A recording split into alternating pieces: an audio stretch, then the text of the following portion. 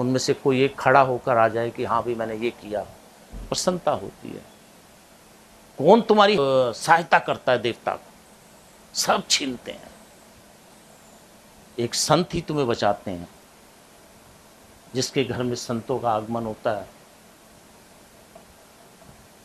उसकी पृष्ठभूमि देखो जीवन की, नीचे गिर जाए तो कभी ना आए, कभी ना आऊँ मैं उसके पास। मेरे पास मैं प्रेम का भूखा हूँ और प्रहार भी इतना तगड़ा करता हूँ कि मेरे जैसा प्रहार कोई कर नहीं सकता। और प्रेम इतना करता हूँ कि बस अपने सब कुछ लुटा देता हूँ कि ले तू सब कुछ ले ले तेरा। और प्रहार ऐसे करता हूँ कि सारी चीज़ निकाल देता हूँ, ले तू खाली रहे पूरा ऐसे। तो ये विलक्षण कृति कहाँ से आती है? गुरुत्व से आती है, सतगुरु से आती है। गुरुदेव डॉक्टर नारायण, मेरे गुरु डॉक्टर नारायण श्रीमाली जी, इनके पास 20 साल, जब मैं 20 साल का था तब गया। दरवाज़ा मैं भी खोला करता था। गुरु जी ने गुरुओं से मिलाया, गुरुओं से मिलाया, गुरुओं से मिलाया। देह की चीज़ें मैं खोता चला गया और इनको पाता चला गया। आज मैं खड़ा हुआ, तुम मेरे पास आओ ना आओ, मैं घर बैठे बैठे भी चीज़ दे देता हूँ। मुझे किसी की ज़रूरत नहीं होती कि कोई, और मुझे किसी के सम्मान की भी ज़रूरत नहीं होती। जो आंतरिक रूप से आह्लाद करता है, आंतरिक रूप से अपनी चेतन अवस्था में रहता है, उसको स्वतः ही गति मिलती है, स्वतः ही गति मिलती है। ये आयाम है।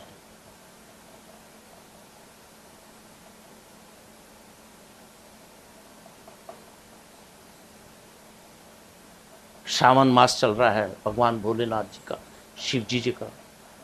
गिरनार में इतने संतों की क्या बात है। उनको देखना ही, मात्र देखना ही जीवन की श्रेष्ठता है। हम क्या उठकर देखते हैं? क्या देखते हैं? कुछ नहीं। आज हमने ये कमाना है, आज हमने करना, वहाँ दुबका दिया, यहाँ दुबका दिया। अरे तुम गिरा कर तो देखो सब चीज़ संतों के आगे। तुमने संतों को देखा ही क्या है? वो छुपे रहते हैं चुपचाप, पता ही नहीं, तुम्हें पता ही नहीं। बस वो रसराज जी बैठे हुए हैं, तुमने रसराज जी को चुपचाप बैठे हुए तुम सब। अरे उनके अंदर क्या चीज विलक्षण है, कृतियां हैं, क्या प्रेम है रसराज जी के अंदर। उनको प्रेम को लेकर तो देखो। तो हर चीज को समझना चाहिए, हर चीज को समझना है। गुरु को समझना चाहिए। कोई गुरु नहीं बनता, खुद कहने से गुरु नहीं बनते कि मैं गुरु हूं। कोई नहीं बनता, कोई नहीं बनता। जब सदगुरु उसको बनाते हैं तब गुरु बनता है। जब सदगुरु अपनी पोटली से देते हैं तब गुरु बनता है।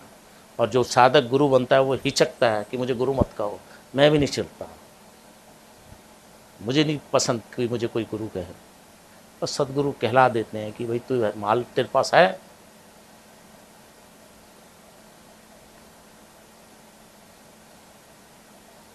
तू अल्लड़ है, मस्त है, निहंग है, तू अवधूत है, तू अवधूत है। तूने दत्तात्रेय महाराज को, भगवान को देखा? अवधूत भगवान, दत्तात्रेय भगवान, बड़ा हिमालय गिरनार, जहां साधु संतों की कभी देखो रात को चमकती है लाइट, उनकी आत्म तत्व लाइट चमकती रहेगी रात को।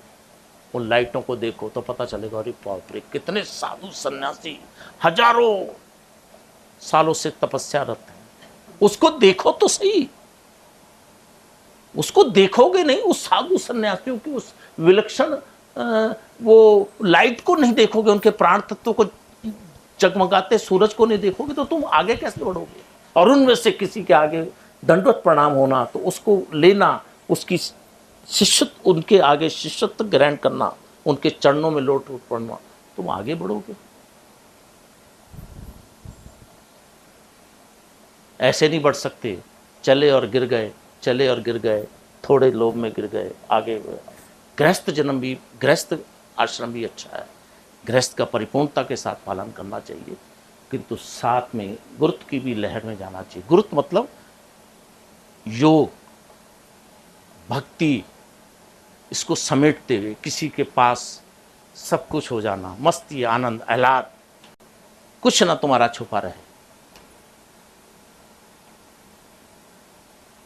तो ये छोटी छोटी चीजें हैं। पिछली बार भी मैं कह गया,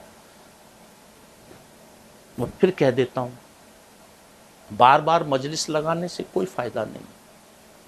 अमित जी और अमित जी की वाइफ और माता जी तो रसराज जी को बुलाकर अपना भक्ति भाव ले लेंगी।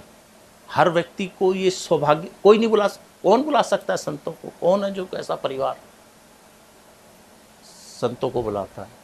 जिनमें से कोई भी परिवार बता दो, अमित जी को छोड़कर कोई बता दो जो कि संतों को बुलाते हैं।